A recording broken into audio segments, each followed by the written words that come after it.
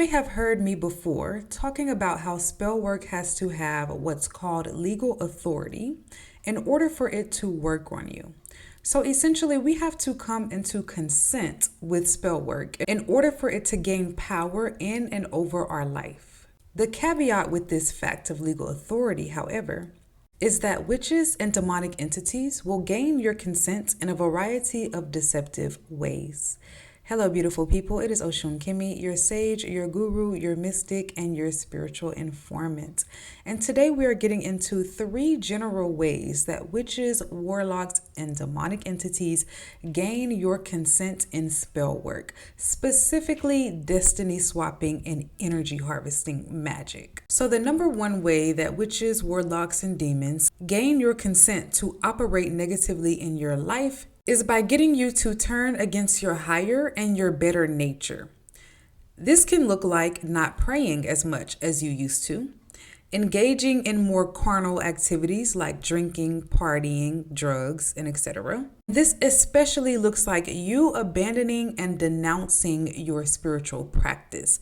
I've heard endless stories from people that I've had sessions with saying that they were doing really well on a particular spiritual journey, and then at some points in their journey, they threw away all of their spiritual tools, their crystals, their cards, and etc. That, my friends, is essentially consenting to spiritual attack, because our spiritual tools is where our power lies. So relinquishing or denouncing your spiritual tools is essentially a declaration to the universe and to spirits that you are abandoning and disclaiming your own spiritual power. Another prevalent way that consent is gained in this way of getting us to go against our higher nature is when it comes to relationships. When we settle in romantic, business, or even platonic relationships, as in friendships, where we are in relationships and dynamics that are not equally yoked or reciprocal, then this is one of the ways that we can come into consent with energy harvesting and destiny swapping magic. It's important to remember that the way that destiny swapping works is that first, the witches and the warlocks have to get you out of alignment with that destiny first. They have to take you so far out of alignment with your destiny to the point that it is like open season. Somebody can grab that energy because you are so far removed from it. So when it comes to this process of getting you out of alignment with your destiny, this can happen in many ways. And one of the most common ways that I see this happen is when people marry or have children with people that they should not have been marrying or having children with, or even when people work jobs that are actually out of the purview of their true destiny and purpose, or at jobs where they are not appreciated or valued. Another sneaky way that we can essentially give a witch or a warlock power over us in our life is when we have a grudge against them.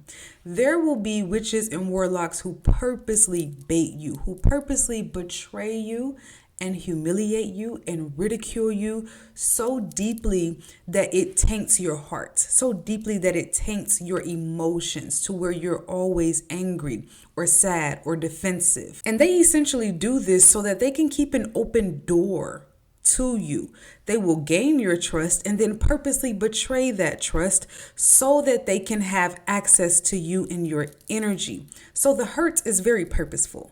And to add to this, our power is also relinquished when we feel like a victim in spiritual warfare. Because when you feel like a victim, if you feel like a victim, you have accepted that you have been defeated and essentially have sent a signal to the universe that says that you don't have faith or hope that your situation will improve or that you are spiritually protected. Anger and holding a grudge is dangerous because anger is a sign of pride, and the main thing required on a journey of spiritual warfare is humility. Pride will get you messed up every time because if we have too much ego and too much pride, we don't know how to surrender to divine intervention and divine support when we need that. And when we don't know how to surrender to higher powers, we'll be out here trying to fight battles that we're supposed to be giving to God and to our angels and to our ancestors.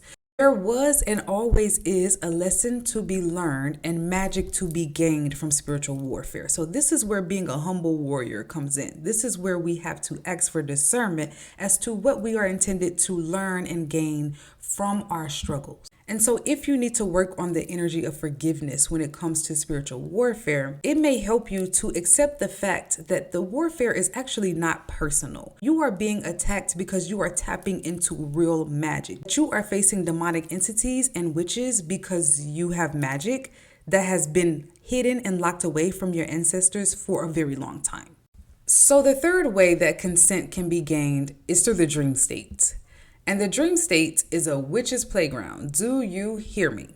When it comes to gaining consent in the dream state, boy, oh boy, the ways that this can be done are numerous. So in general, the ways that witches and demonic entities will gain consent through the dream state is through any interaction where currency or energy is exchanged. So this includes you buying things in the dream state, exchanging money or shopping in stores in the dream state, sex in the dream state, eating in the dream state, and of course, signing contracts in the dream state. And this is a big one. Fighting and arguing is a huge way that energy harvesting and energy manipulation is performed, because that's how energy harvesting works. It needs a reaction out of you. And once you open yourself up and give it a reaction, the cord is going to be latched into your energy field. And then that energy is going to be being pulled on a regular basis. So this is why it is good for us to be mellow and zen in the waking world, because the more you learn to manage your emotions and your energy in your waking life, you will naturally be able to do so in the dream state as well.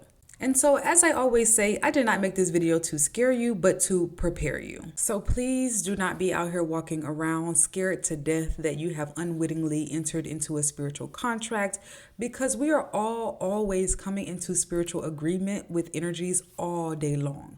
When we shop at certain places, when we eat certain things, when we work at certain companies, and etc. Coming into agreements can't necessarily be avoided. But as we grow more intentional, more conscious, and more aligned on our spiritual journey, we will naturally gravitate toward positive agreements and contracts. And when we do, that's when we begin to meet our soul family and our destiny helpers, and etc. And I also should have added as well that whenever we are not actively speaking against spell work, when you know that spell work is being performed over you, then this is essentially coming into consent by default, because you did not rebuke it or refute it, so you silently and unconsciously agreed to it. Okay, so of course now we have to get into the remedies. And so honestly, the remedies can be pretty simple in that we should regularly be praying, not only to cancel contracts, but to claim and protect your destiny. So we should regularly be praying first for discernment as to what the spell work sent to you is intended to do. Once you know, then you act and pray accordingly against it by first rebuking it and then following up your rebukes with affirmations of the blessings you are claiming and calling in protection for. Remedy number 2 is going to be walking in the path of your destiny and sticking to your spiritual walk. As you make progress and evolution on this spiritual journey, do not begin to revert back to old ways. And if you don't know your destiny, this is where self-research and self-exploration is going to come in. You need to know your birth chart. You need to know your astrology. You need to know your numerology. And then when you are ready to go deeper, consider getting a reading of some sort to get a better idea of your energy and your destiny matrix. And so avoid relationships and jobs that are beneath you. And of course, energy clearing and energy healing needs to happen on a regular basis. Spiritual baths, head washes, foot washes, sound baths, meditation, yoga, Reiki, so many ways to cleanse energy, exercise. With that being said, I hope this video was helpful. If you need a reading about spell work, about your destiny, or about any spiritual situation in your life, there will be a link for that and the Patreon in the pinned comments of this video.